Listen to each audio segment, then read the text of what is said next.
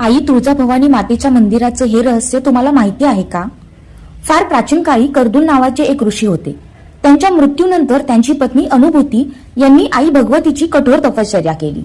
अनुभूती पूर्णपणे ध्यानात मग्न होत्या, पण त्याच वेळी एका कुंकूर नावाच्या दुष्ट राक्षसाची नजर त्यांच्यावर पडली. त्या राक्षसाने अनुभूतीच्या तपश्चर्येत विघ्न आणण्याचा आणि त्यांना त्रास देण्याचा पूर्ण प्रयत्न केला. राक्षसाच्या त्रासामुळे अनुभूती अत्यंत भयभीत झाल्या आणि स्वतःचं रक्षण करण्यासाठी त्यांनी डोळे मिटले आणि मनापासून आदिमायेचा धावा केला. आई ग धाव, मला वाचव, ही हाक थेट ब्रह्मांड वेधून देवीपर्यंत पोहोचली. आता आपल्या भक्ताची हाक ऐकल्यावर आई भवानीलाही एक क्षणही थांबणं शक्य नव्हतं आणि म्हणून देवी त्वरित विजेच्या चपळाईने तिथे प्रकट झाली.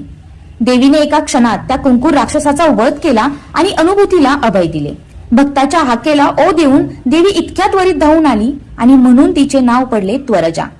काळानुसार त्वरजा या शब्दाचा अपभ्रंश झाला आणि आपण आज आईला मोठ्या भक्तीने तुळजाभवानी या नावाने ओळखतो.